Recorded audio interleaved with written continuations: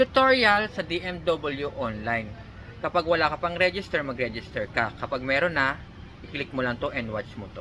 Kapag nag-verify ka ng kontrata, ayan, dito ka pumunta ha. Ayan, dito sa dmw.gov.ph online service. Tapos, yan, let's go.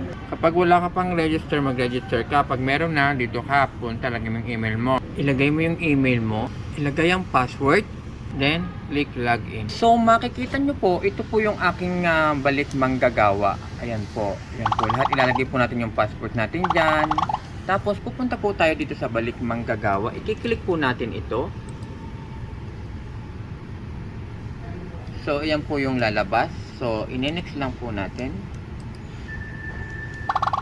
Ayan na po yung OAC natin, no.